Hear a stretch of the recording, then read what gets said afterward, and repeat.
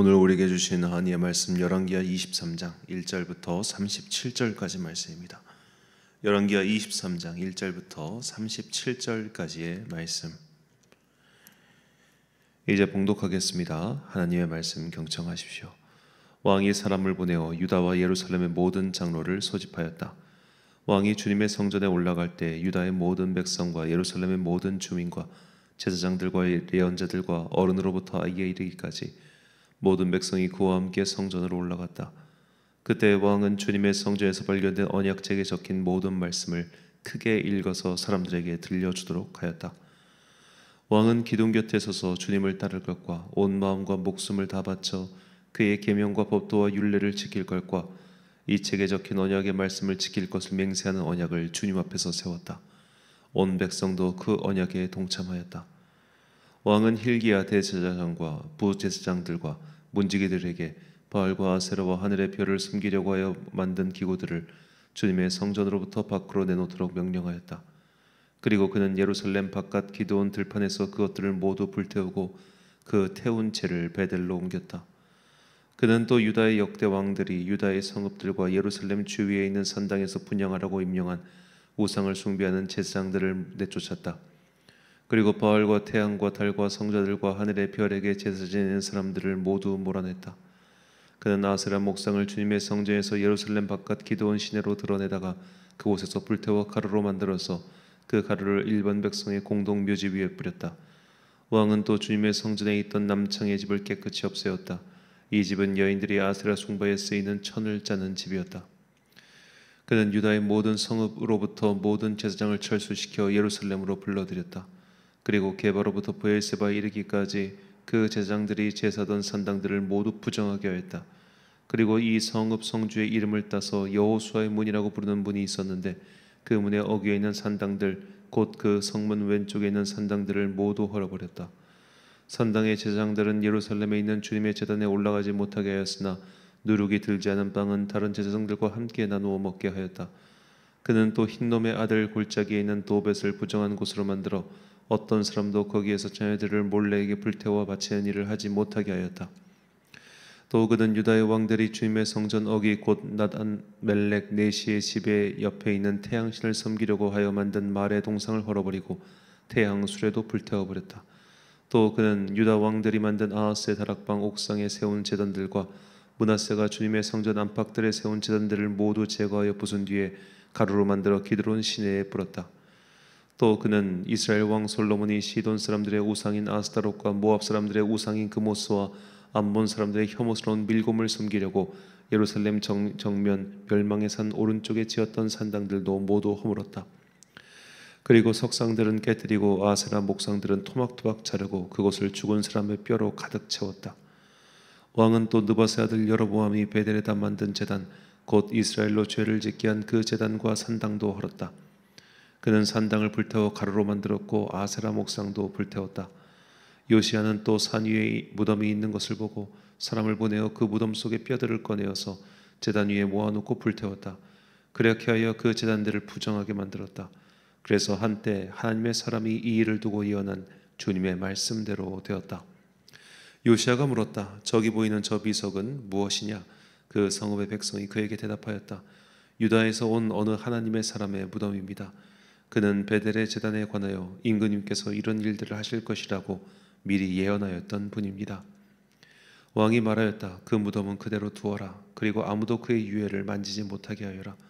이렇게 하여 그들은 그의 뼈와 사마리아에서 온 예언자의 뼈는 그대로 두었다. 이스라엘 왕들이 사마리아 도성의 언덕마다 세워 주님의 분노를 돋우었던 모든 산당을 요시야가 이렇게 헐었다. 그는 베델에서 한 것처럼 하였다. 더욱이 그는 그곳 산당에 있는 제사장들을 모두 제단 위에서 죽이고 사람의 뼈를 함께 그 위에서 태운 뒤에 예루살렘으로 돌아갔다. 왕이 온 백성에게 명령을 내렸다. 이 언약책에 기록된 대로 주 당신들의 하나님께 감사드리는 유월절을 준비하십시오. 사사들이 이스라엘을 다스리던 시대로부터 이스라엘과 유다 왕들의 시대에 이르기까지 어느 시대에도 이와 같은 유월절을 지킨 일은 없었다. 요시야 왕 제18년에 이르러서야 비로소 예루살렘에서 주님을 기리는 유월절을 지켰다. 요시야는 대제사장 hil기야가 주님의 성전에서 발견한 책에 기록된 율법의 말씀을 지키려고 유다 땅과 예루살렘에서 신접한 자와 박수와 드라빔과 우상과 모든 혐오스러운 것들을 눈에 보이는 대로 다 없애버렸다. 이와 같이 마음을 다 기울이고 생명을 다하고 힘을 다 기울여 모세의 율법을 지키며 주님께로 돌이킨 왕은 이전에도 없었고 그 뒤로도 다시 나타나지 않았다. 그러나 주님께서는 유다에게 쏟으시려던 그 불타는 진노를 거두어 들이시지는 않았다. 므낫세가 주님을 너무나도 경노하시게 하였기 때문이다. 그래서 주님께서는 이렇게 말씀하셨다. 이스라엘을 내가 외면하였듯이 유다도 내가 외면할 것이요 내가 선택한 도성 예루살렘과 나의 이름을 두겠다고 말한 그 성전조차도 내가 버리겠다. 요시야의 나머지 행적과 그가 한 모든 일은 유다 왕 역대지략에 기록되어 있다. 그가 다스리고 있던 때에 이집트의 바로 느고 왕이 아시리아 왕을 도우려고 유프라테스 강 쪽으로 올라갔다. 요시야 왕이 그를 맞아 싸우려고 무깃도로 올라갔으나 바로 느고에게 죽고 말았다. 요시야의 신하들은 죽은 왕을 병거에 실어 무깃도에서 예루살렘으로 옮겨와서 그의 무덤에 안장하였다. 그 땅의 백성이 요시야의 아들 여호아하스를 데려다가 그에게 기름을 붓고 아버지의 뒤를 잇게 하였다. 여호아하스는 왕이 되었을 때에 23살이었다. 그는 예루살렘에서 3달 동안 다스렸다. 그의 어머니 하부달은 리브라 출신인 예레미야의 딸이다. 여호와스는 조상의 악한 행위를 본받아 주님께서 보시기에 악한 일을 하였다. 이집트의 바로 느고 왕이 그를 하맛 땅에 있는 리블라에서 사로잡아 예루살렘에서 다스리지 못하게 하고 유다가 이집트의 은 100달란트와 금 1달란트를 조공으로 바치게 하였다. 또 바로 느고 왕은 요시야를 대신하여 요시야의 아들 엘리야김을 왕으로 삼고 그의 이름을 여호야김으로 바꾸게 하였다. 여호와스는 이집트로 끌려가 그곳에서 죽었다. 여호야김은 바로의 요구대로 그에게 은과 금을 주었다. 그는 바로의 명령대로 은을 주려고 백성에게 세금을 부과하였고 백성들은 각자의 재산 정도에 따라 배정된 액수대로 바로 느고에게 줄 은과 금을 내놓아야 했다. 여호야김은 왕이 되었을 때 25살이었다. 예루살렘에서 11해 동안 다스렸다. 그의 어머니 스비다는 루마 출신 부다야의 딸이다. 그는 조상의 악한 행위를 본받아 주님께서 보시기에 악한 일을 하였다. 아멘.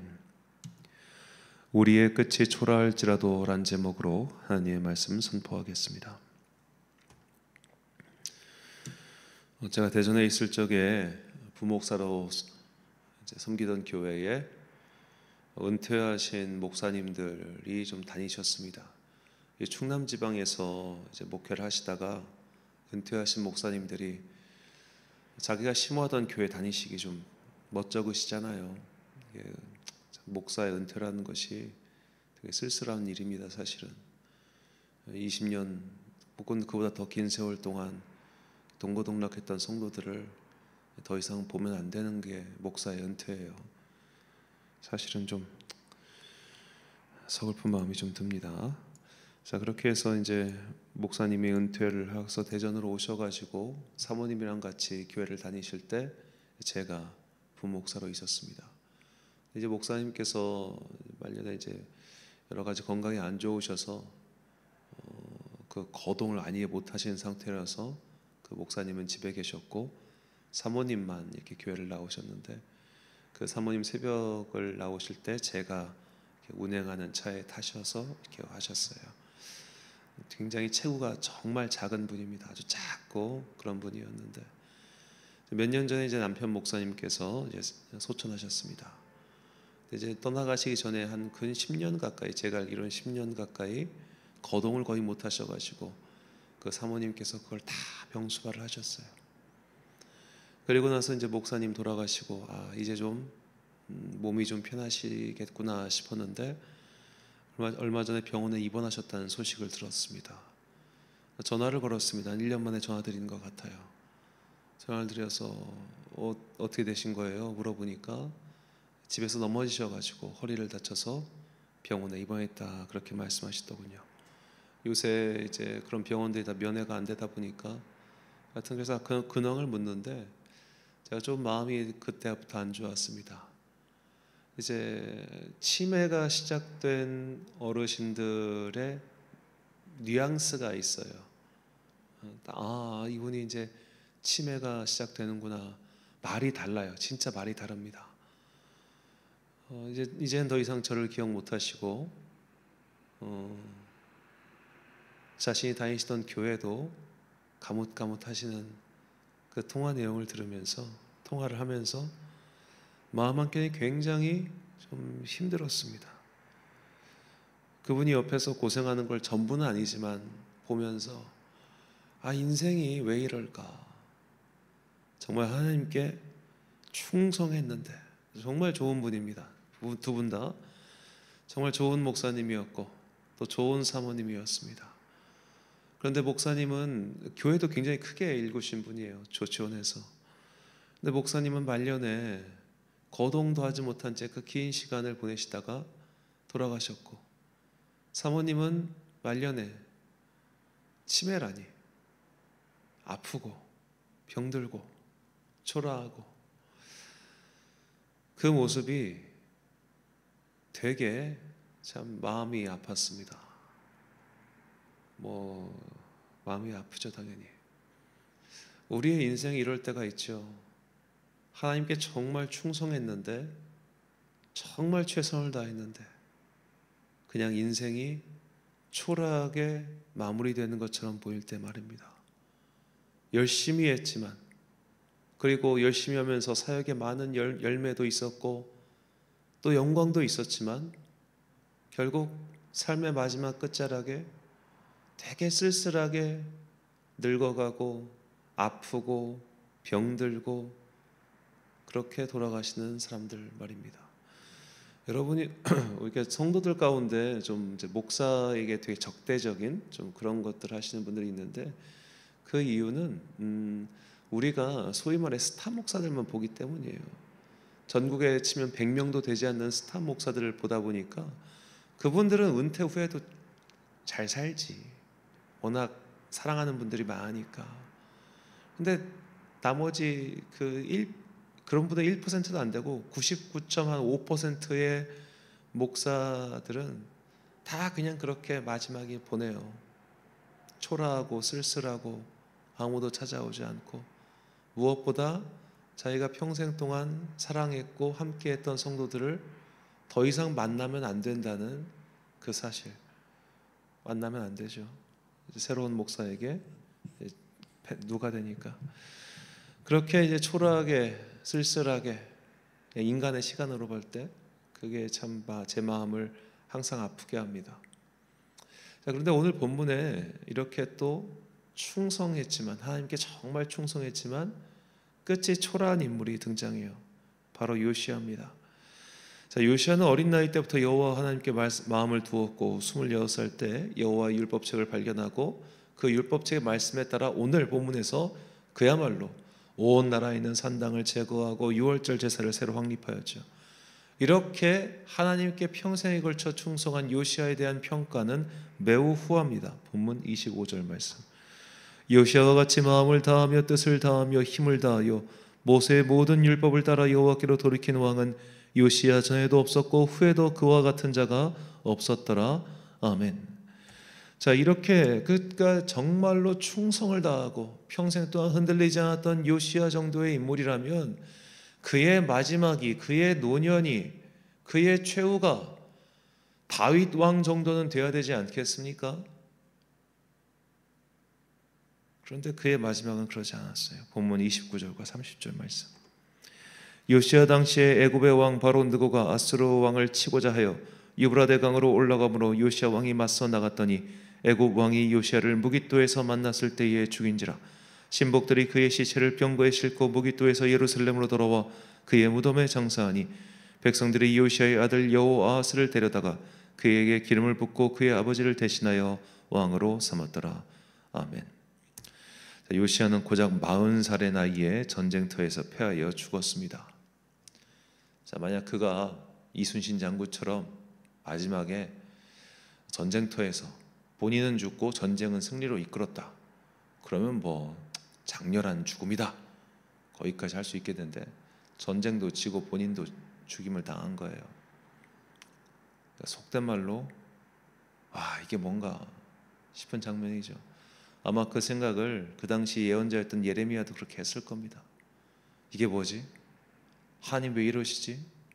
저런 선한 왕을, 저렇게 하나님께 충성한 왕의 최후가 고작 이거란 말인가? 물론 본문은 그 이유를 설명하죠. 하나님께서 므낫세 등, 그러니까 므낫세 한 명이 잘못해서 나라가 그 지경이 됐고 심판이 끊어지지 않는다, 그런 의미가 아닙니다. 완전히 버릇을 배려놓은 거예요. 돌이킬 수 없을 정도로 배려놓은 거예요. 그러니까 요시야 왕도 지금 이렇게 자기가 전심전령으로 여호와께 충성하고 산당들을 제거했지만 아마도 요시야가 죽자마자 백성들은 이전으로 돌아갔을 겁니다. 이 과거의 관습을 따라 이 관성이 그렇게 무서워요. 아무리 바꿔놔도 사람들은 금세 편한 걸 쫓아가니까. 자, 그래서 이 므낫세 때부터 영적인 기울기가 이렇게 기울어져 있었고 요시야가 다시 이만큼 일어 세웠지만 그가 죽자마자 이렇게 툭 떨어질 게 명확관하였기 때문에 이 유다의 끝은 정해져 있었던 것이죠. 자, 하지만 그렇다 하더라도 우리가 지난 시간 살펴본 바에 따르면 여선지자 훌다를 통해서 이 요시야의 마지막은, 즉 나라가 망하는 것은 망할 수 없겠지만 너의 마지막은 평안할 거야 라는 예언을 하셨잖아요. 그런데 왜 그의 마지막이 이렇게 됐을까? 역대하의 저자는 그 이유를 다음과 같이 설명합니다. 역대하 35장 20절부터 22절까지 말씀입니다. 이 모든 일 후 곧 요시야가 성전을 정돈하기를 마친 후에 애굽 왕 느고가 유브라데 강에 갈그미스를 치러 올라왔으므로 요시야가 나가서 방비하였더니 느고가 요시야에게 사신을 보내어 이르되 유다 왕이여 내가 그대와 무슨 관계가 있냐? 내가 오늘 그대를 치려는 것이 아니요 나와 더불어 싸우는 족속을 치려는 것이라. 하나님이 나에게 명령하사 속히 하라 하셨는즉 하나님이 나와 함께 계시니 그대는 하나님을 거스르지 말라. 그대를 멸하실까 하노라 하나. 요시야가 몸을 돌이켜 떠나기를 싫어하고 오히려 변장하고 그와 싸우고자 하여 하나님의 입에서 나온 느고의 말을 듣지 아니하고 무기또 골짜기에 이르러 싸울 때에. 자, 역대기의 저자는 요시야가 바로 느고를 통하여 하신 하나님의 말씀을 듣지 않았기 때문에 그렇게 전사했다고 설명하죠. 물론 이것도 맞는 말이긴 하지만 요시야 입장에서 한번 생각을 해보십시오. 그러니까 요시야가 성경에서 열왕기든 역대기든 온전히 여호와 하나님을 섬기기로 하였다, 결정했다. 그리고 산당과 우상들을 없앴다. 이 말은 그 당시 국제사회에서 무엇을 뜻하면 우리는 자주의 길을 가겠다요. 자주의 길. 저 북쪽의 아수르나 혹은 바벨론이나 남쪽의 이집트나 이런 여러 외세의 세력에 의존하지 않고 여호와 하나님을 믿으며 우린 자주의 길을 가겠다, 이 뜻입니다. 자, 우리나라 도요토미 히데요시가 명나라를 칠 때 정명가도라고 했죠. 명을 치려고 하니 길을 좀 빌려달라. 빌려줬습니까? 그거 어떻게 빌려줍니까? 지금 유다 입장에서는 이집트가 지금 아수르랑 싸우려고 올라갈 때 자기들 나라를 통과하는 거잖아요. 어떻게 그거를 그냥 그러세요? 가세요. 이렇게 못하죠. 왜냐하면 그렇게 한 순간 이미 유다는 이집트의 편을 든 게 돼버리잖아요. 그럼 아수르 입장에서는 혹은 바빌론 입장에서는 쟤네 봐라, 쟤네 이집트 편 드네, 오냐 좋았어, 이런 빌미가 나오지 않겠습니까? 그러니까 이게 정치적으로는 어쩔 수 없는 선택이었다. 자주 독립까지는 아니더라도 자주적인 정치를 위해서는 어쩔 수 없는 선택이었죠. 그 결과 그는 결국 죽고 말한 겁니다. 그러니까 요시야 입장에서는 최선을 다하는 거예요. 요시야를 위한 변명을 하자면. 하지만 그의 마지막은 이렇게 전장에서 죽고 말았죠. 안타까운 일입니다. 근데 오늘 본문에는 요시야 말고 그의 마지막이 참 초라했던 또 다른 사람이 나옵니다. 바로 베델의 제단을 심판의 말씀을 전하러 온 무명의 선지자죠. 본문 17절과 18절 말씀. 요시야가 이르되 내게 보이는 저것은 무슨 비석이냐 하니 성읍 사람들이 그에게 말하되 왕께서 베델의 제단에 대하여 행하신 이 일을 전하러 유다에서 왔던 하나님의 사람의 묘실이니이다 하니라. 이르되 그대로 두고 그의 뼈를 옮기지 말라 하매 무리가 그의 뼈와 사마리아에서 온 선지자의 뼈는 그대로 두었더라. 아멘. 자, 이 내용은 열왕기상 13장에 나온 내용입니다. 자, 이제 북이스라엘의 여로보암 왕이 백성들을 예루살렘 뺏기지 않으려고 베델에 다른 제단을 세웠죠. 그 제단이 허물어질 거라고 와서 예언한 선지자가 있었습니다. 이게 무려 300년 전의 일입니다. 열왕기상 13장 1절과 2절 말씀입니다. 보라, 그때 하나님의 사람이 여호와의 말씀으로 말미암아 유다에서부터 베델에 이르니 마침 여로보암이 제단 곁에 서서 분향하는지라. 하나님의 사람이 제단을 향하여 여호와의 말씀으로 외쳐 이르되 제단아 제단아 여호와께서 이와 같이 말씀하시기를 다윗의 집에 요시아라 이름하는 아들을 낳으리니 그가 내 위에 분향하는 산당 제사장을 내 위에서 제물로 바칠 것이요 또 사람의 뼈를 내 위에서 사르리라 하셨느니라 하고. 아멘. 자, 300년의 시간입니다. 이 선지자, 그의 최후가 어땠죠? 결국 가짜 선지자에게 속아서 하나님께서 보낸 사자에 물려 죽지 않았습니까?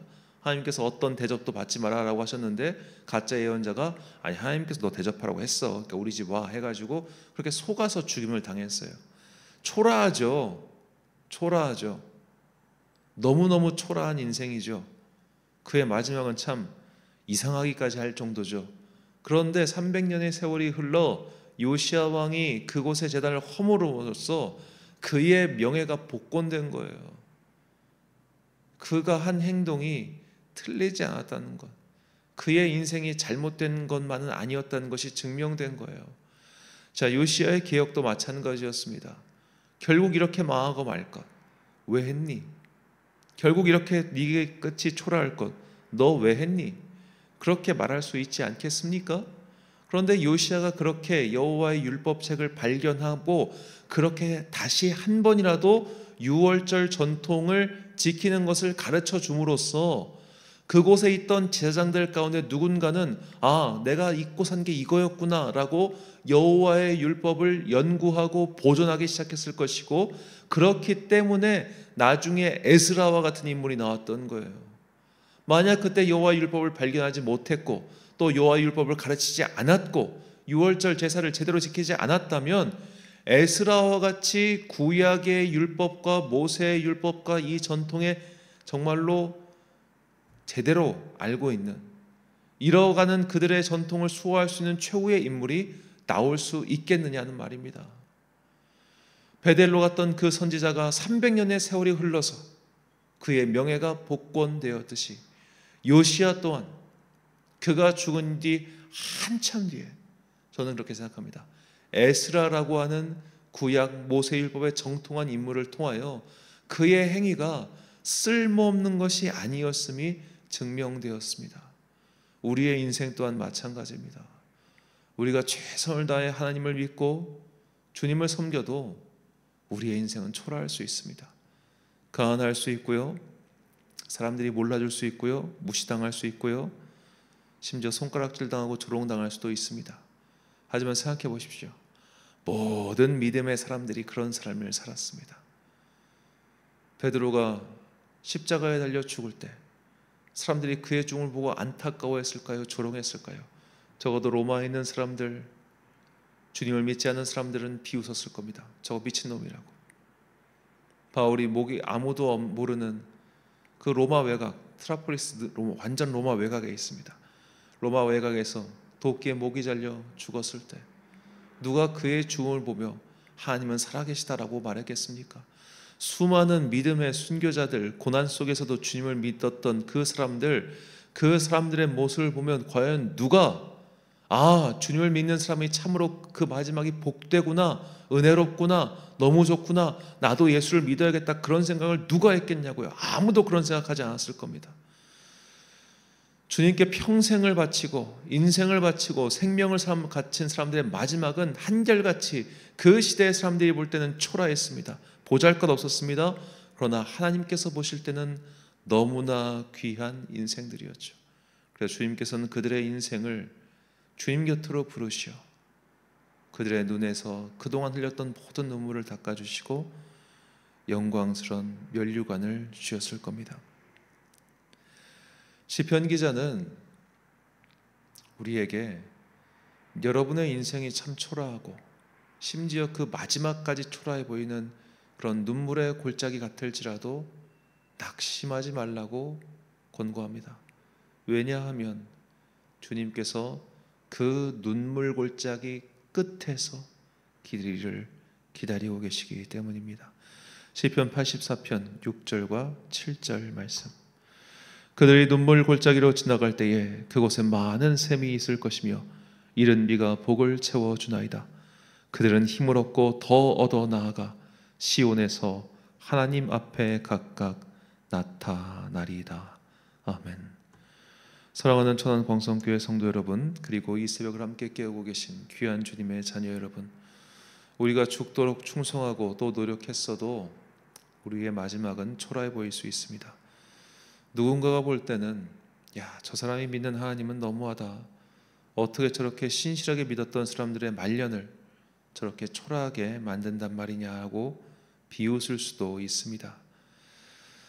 하지만 모든 순교자들이, 믿음의 선배들이 그런 길을 걸어왔음을 잊지 마시고 용기를 잃지 마십시오.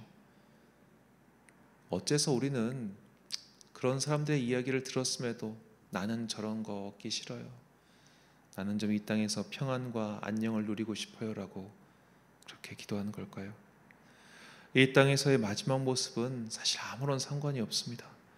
이곳에서 한껏 영광을 취해도 저곳에서 영광을 이어서 누릴 수 있는 것이 아니죠. 반대로 이곳에서 아무리 초라한 인생의 끝을 맞이했어도 눈물 골짜기 정도가 아니라 눈물의 바닷속을 헤엄치는 정도의 인생을 살았다 하더라도 우리의 진정한 성과는 하나님 나라에 있기 때문에 우리는 초라해 보여도 초라한 것이 아닙니다.